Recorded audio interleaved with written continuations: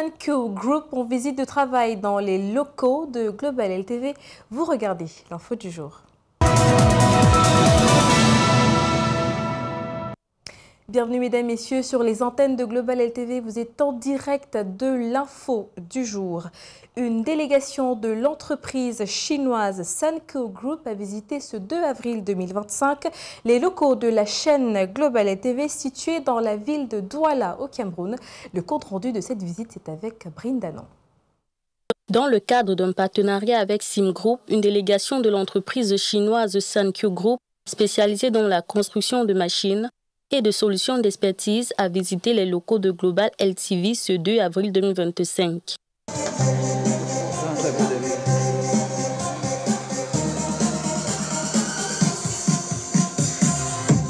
Une première tournée pour la directrice générale de cette entreprise, Vicky Guo, qui l'aperçoit comme une opportunité.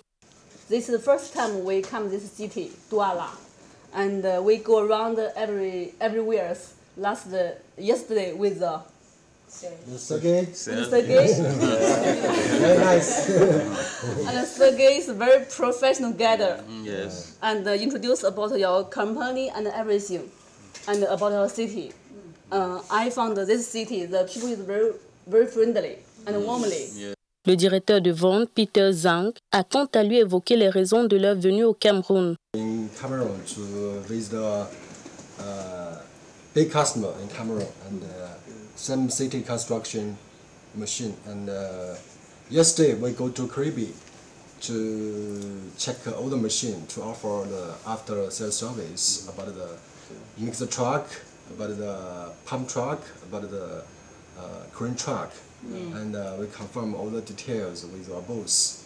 À l'issue de cette visite, la délégation chinoise n'a pas manqué d'apprécier la qualité des locaux, du matériel technique à la pointe de la technologie et le professionnalisme dont fait montre la jeune équipe de Global LTV. Yeah, your channel is very professional, and you take us to look around your office here, and you have different offices, the conference room, the studio, the editing room, and also the voice record room. Pour rappel, l'entreprise Sankyu Group est spécialisée dans la construction de machines BTP et les solutions d'expertise qu'elle compte mettre à la disposition des pays de la sous-région d'Afrique centrale à travers ce partenariat avec Sim Group Cameroun. Avec la croissance du secteur de la construction en Afrique, l'accès à des équipements modernes devient essentiel. Pour répondre à ce besoin, Sim Group s'associe à Sankyu Group and Machinery afin de fournir des machines de pointe, renforcer l'assemblage local et surtout former des techniciens spécialisés. Les détails de ce partenariat, c'est avec Joingon. In a landmark agreement set to transform the construction and heavy machinery industry of Cameroon and the Central African sub-region, Sim Group has signed a strategic partnership with Sankyu Group and Machinery, a leading provider of construction equipment. Under this agreement, Sankyu Group and Machinery will supply high-performance construction equipment, while Sim Group will oversee distribution. The distributor, and we have doing the business with Sim Compression about 5 years. Yeah, and almost every year your company buy the machines from us. And here, this time come to here just to the after sales service. I think, and also after service we send the agreement about the distributor.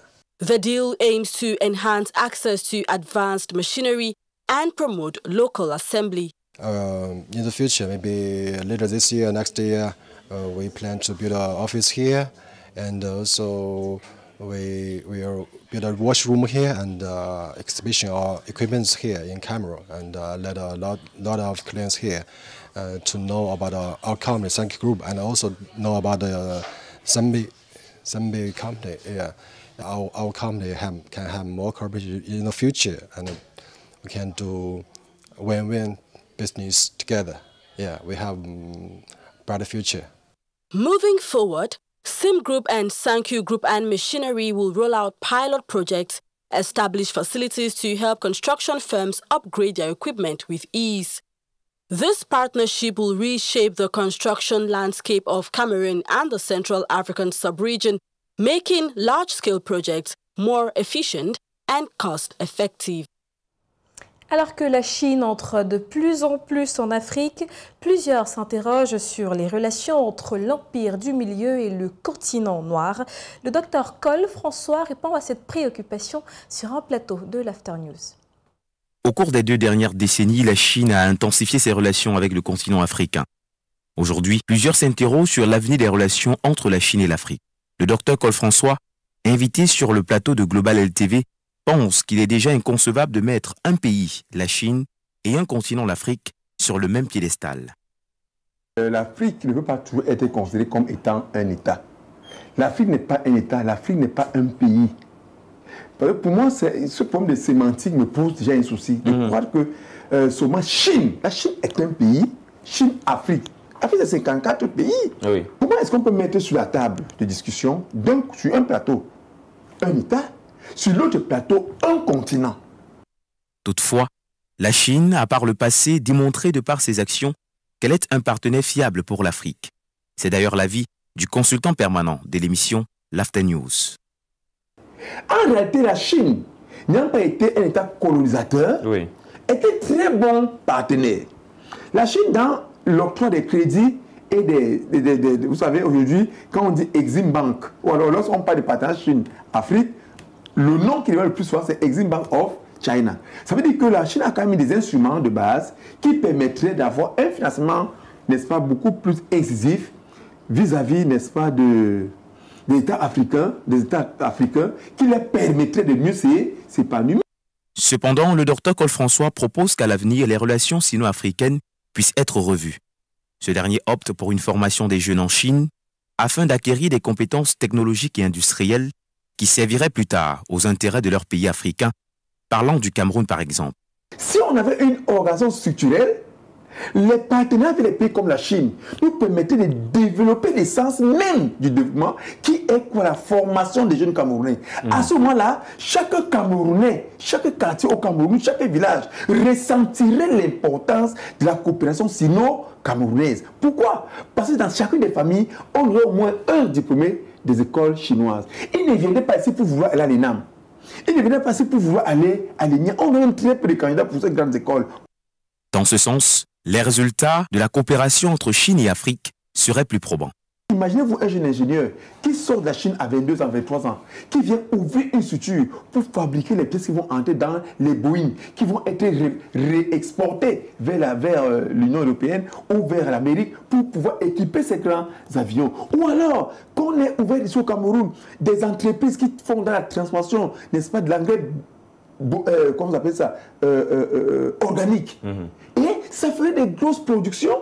On améliorerait notre rendement agricole. Nous pourrions, à ce moment-là, on ne va pas vendre aux pays africains. Parce que dans ces pays aussi, ce serait la même politique. Au sortir de cet échange, le docteur Cole François redéfinit donc la nature du partenariat qui devrait exister entre l'Afrique et les autres puissances étrangères. Il ne faut donc pas qu'on rende le même dans l'ancien paradigme qui voudrait qu'on ait un partenaire papa qui a des partenaires et enfants ou alors fils à qui on donne des ordres, qu'on traîne le matin pour aller se laver, à midi on donne un peu de déjeuner, le soir un peu de souper, et avant de dormir, on met les couches, on baisse et il dort. Non, quand on parle de partenariat gagnant-gagnant, ça veut dire qu'à un moment donné, je commence à être comme vous.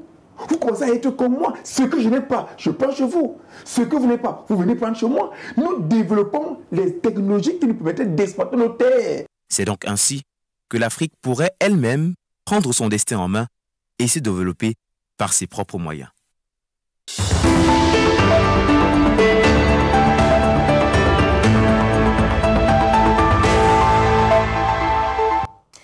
Dans le bonus de l'info, les victimes des massacres perpétrés dans la partie est de la République démocratique du Congo demeurent une préoccupation pour la nation congolaise. Le président congolais a lancé à Kinshasa une table ronde portant sur la Génocoste. Yves Maélé, notre correspondant depuis la RD Congo. Depuis 30 ans, l'est de la République démocratique du Congo est l'épicentre de massacres, tueries, viols par l'ennemi de la République. Ces hommes et femmes congolais, victimes de ce massacre, méritent réparation. Le président de la République, Félix Antoine Tshisekedi Tshilombo, et son épouse, la distinguée première dame, Denise Nyakero, ont fait les déplacements de centres culturels artistiques pour le pays d'Afrique centrale pour donner les coups d'envoi de la table ronde pour l'appropriation collective du Génocos, des Makobola à Minenga, en passant par Kisangani, Bukavu. Tous les crimes enregistrés dans ces contrées de la République ont été étalés et visités par le président de la République. Devant toute la République déplacée au centre culturel artistique pour le pays d'Afrique centrale, le président de la République a suivi avec attention tour à tour les allocutions de responsables et d'Ifonarev, co-organisateurs de cette table ronde. Le Génocos n'est pas qu'un concept ou une date symbolique. Il est l'incarnation d'un devoir, celui de faire connaître, de reconnaître et de réparer. Excellence, Monsieur le Président de la République, chef de l'État, avec l'expression réitérée de mes hommages, lors de la première commémoration de la journée nationale du Génocos que vous avez eu la responsabilité de présider, le 2 août 2023, vous avez conclu votre propos par un message d'espoir. Nous appelons tous, comme nation. Dans une brève allocution du chef de l'État, Félix Antoine Tshisekedi Tshilombo a lancé un appel à l'engagement pour tous. Placé sous le thème « Engageons-nous à l'appropriation collective du Génocos, à la reconnaissance internationale du génocide commis en République démocratique du Congo et à la promotion de la culture de la paix », nous interpelle tous. Elle intervient dans un contexte critique où notre pays continue à subir une guerre injuste, où le sang de nos frères et sœurs continue de couler et où notre intégrité territoriale demeure menacée. En mémoire de nos victimes, je vous invite à vous lever pour observer ensemble un moment solennel de recueillement. Du 1er au 3 avril 2025, 267 participants vont réfléchir afin de présenter un programme d'insertion dans les programmes scolaires et universitaires, les programmes de médias, les programmes communs pour un discours de langage collectif dans l'objectif de promouvoir une culture de paix en République démocratique du Congo.